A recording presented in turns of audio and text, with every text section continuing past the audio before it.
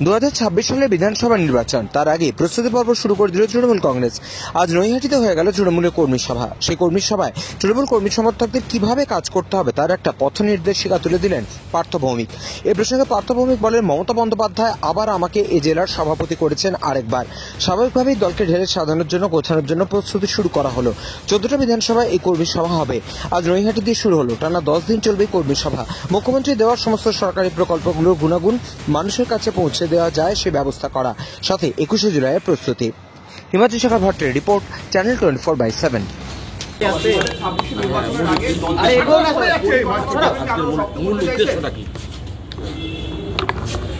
হ্যাঁ, প্রথম কর্মী সভা শুরু হলো, দলকে আরো শক্তিশালী করতে বা দলের সাথে আরো কথা বলতে কর্মীদের সাথে কিরকম ধরনের? হ্যাঁ, আপনারাও সবাই জানেন যে বাংলার মাননীয় মুখ্যমন্ত্রী মমতা ব্যানার্জি আমাদের দলের সর্বভারতীয় চেয়ারপারসন।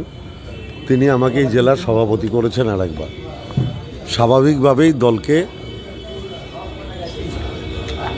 ঢেলে সাজানো